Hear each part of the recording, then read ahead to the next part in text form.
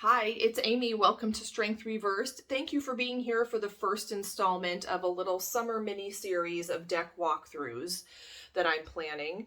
I was going to call it Decks from Friends, but I purchased this deck for myself. It was kind of from me to me. I was my own friend in this situation.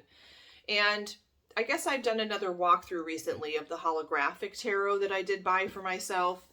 And it's kind of weird that I'm having this influx of decks all of a sudden because I am not a collector and I tend to be very picky about acquiring decks. But there were a couple that I just had to get, and then I had friends send me some that I really love, so I will show you those too in future videos. Make sure to like or subscribe. Okay, that's my YouTube thing.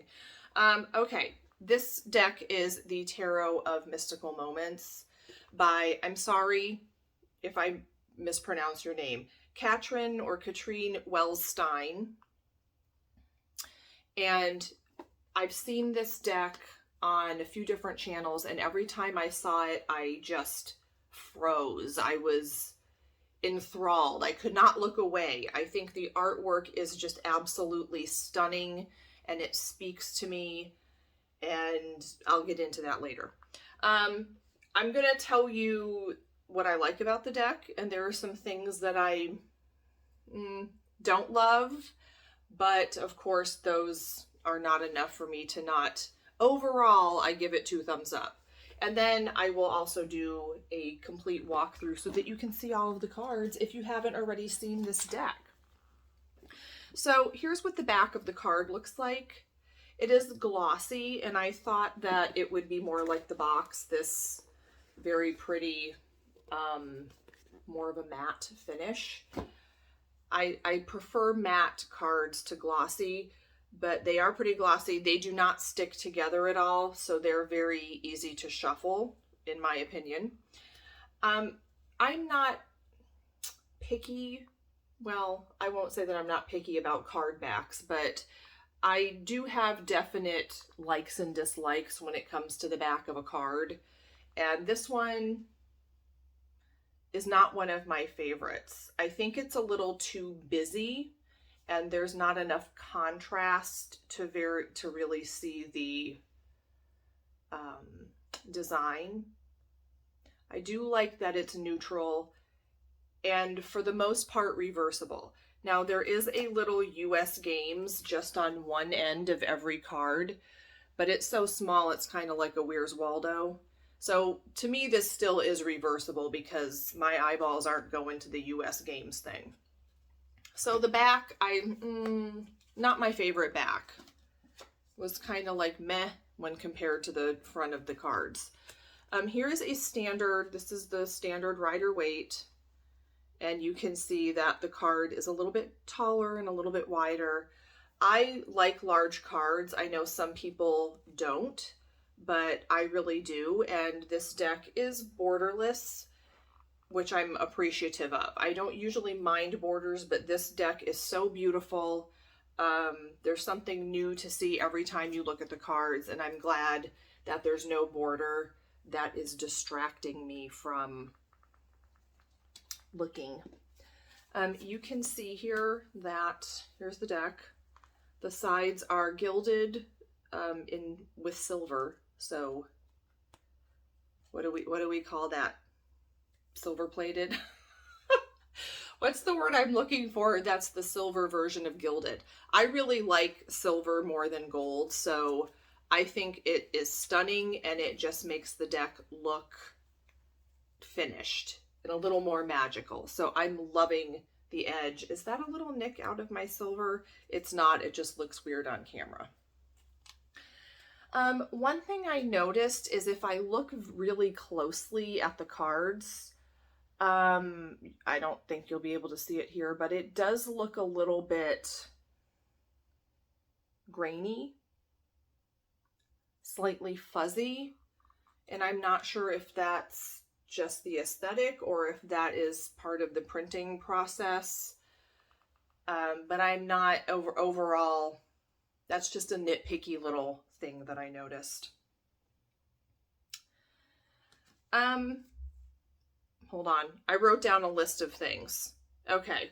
So I'm not going to show you the whole deck, but I'm just speechless. The colors are so bright. And when I look at these cards, my imagination goes wild, which imagination and intuition are pretty much the same thing. So I like that. It's just like going into an antique store and your mind tells you stories about where all of these old items came from. It's kind of like when you go to a Goodwill or a thrift store. This might just be me, but when you see these gorgeous wedding dresses for sale in the thrift store, you think, what, there's a story there, you know?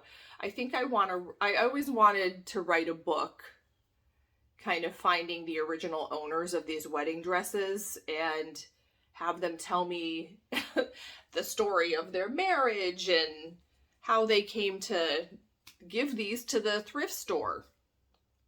So I thought those would be like juicy stories, but that's the way I feel when I look at these cards. They're very earthy and airy.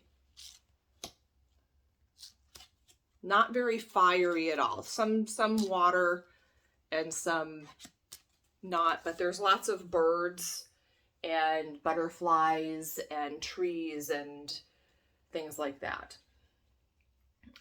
It's very lush. I don't want to use the word whimsical because that's stupid, but this is an 83 card deck, and the reason why it's an 83 card deck is because the Emperor and the 4 Kings have 2 versions of each, so there are 5 extra cards, and I will tell you why. I just am going to read the sentence where the artist talks about the art. It says, in the minor arcana, the wands, cups, swords, and pentacles don't show up literally in the cards. They are symbolized by pertinent objects within the scene. That was actually one of the things that I noticed that was a little unsettling to me. And that is, let me get the things out of here. If you look at the pips, you can't immediately tell what the element is. And sometimes you just can't tell what suit the card is unless you read the title. So here we have the Ace of Wands. And to me, this isn't very wandsy. Beautiful. But, you know, I'm missing like the fire or the actual wand. You know, 2 of Wands. So that I think will take a little bit of getting used to. Let me get another. Here's the Ace of Cups. Now that is very cups. And then the 2 of Cups is what is on the cover of the box. So there's no cups in that. But it is color-coded by suit. So we have the wands are in this tan title band. And then we have cups are blue. Swords are green. And then we have the pentacles, which are just a little bit more yellow than the wands. You can see so they're very similar, and even just the color of the band is not, it's very subtle. And so it doesn't scream, you know, it doesn't scream which suit it is, which I have mixed feelings about. I might not mind once I start working with the deck, but turning over the card does not tell me this is the 3 of Pentacles. I have to look at the title. Yeah, there's nothing that screams that element. And I wish that were a little more obvious, because as I'm reading, I prefer to know immediately what card it is. I don't want to have to be like, which one's that? The guidebook is a booklet like this, and it is simple. So every card has a page. And I don't mind that it's simple. It does have deck-specific imagery that is explained. And I will talk about the Lover's card in a moment, because I wanted to pull this card out because one thing that I did not understand about the deck is what the author says about why she chose to make two versions of those 5 cards, the Emperor and the 4 Kings. So here's what she says. On the title card, she said she creates her distinctive collage art by drawing from her intuition and her imagination, integrating her own personal stories with a feminine point of view. I don't know what that means. I don't know what feminine point of view means.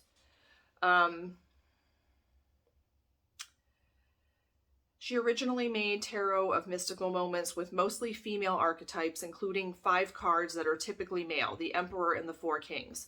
She later made male versions of these cards to allow the reader to decide which rendition to work with. So that's why the deck has 83 cards. I do appreciate that she made a second version, because I do not usually care for tarot decks that are all female. I like to have some male energy and some male people in the deck. And so I'm glad that it is not an all female deck. There are some males in the deck even without those 5 cards, but I'm just not understanding the thought process, I guess. It says, many of the cards I originally designed for this deck depicted the tarot scene from a female point of view. Well, it depicts it from the artist's point of view, but I'm a female and I know lots of other females, and my point of view doesn't always match theirs. So I don't understand when someone says a female point of view. I don't know. To me, having a female point of view doesn't mean no men. Readers may choose which rendition they want to include, and I like that. The only thing is, I'm the kind of person, if I have too many options, I just usually walk away because it's almost stressful for me to have to choose, do I want this king or that king? Because they're both gorgeous cards. I'm going to show you some examples here, and as I go through during the walkthrough, I'll show them in order. So I'll show the male king and the female king. The knights are all female, which is fine. That's not something that I really care about, whether the knights are male or female. Some of the pages are male and some are female. There are several other men in the cards, but some of these, here's the King of Pentacles. Okay. Here is the original King of Pentacles that is female. Now, when I look at this, I think Queen of Pentacles. A king is a man and a queen is a woman. And that's just how it is. And a king, by the way, does not outrank a queen. So if that whole argument doesn't fly with me. I know there are lots of playing card decks where I've seen advertisements on Instagram where, we took out the kings, or, the queen is the highest one, and kings and queens are equal. Okay. Just depends on if you're a man or a woman, and that's it. I will show you the emperor here, the 2 emperors. Well, let me show you the Queen of Pentacles. So this is the Queen of Pentacles. And here's the female King of Pentacles. And the male King of Pentacles. I mean, but do you see how they're both such pretty cards? I just really don't want to leave one out. But I do appreciate having some men in the deck. And for me, kings are men and queens are women. And that's not oppressive in any way. So here is the male emperor, which is one badass mustache. And then here's the other emperor, which doesn't even look overly feminine.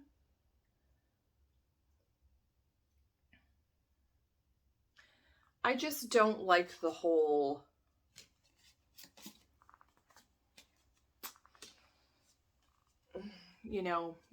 making an issue when there is none. Here's the Hierophant, so there is no there is no man in the Hierophant card, and I don't really care if there's a man in the Hierophant card, because I don't really look at the Hierophant as having to do with men or women. All right. So here's the Lovers card.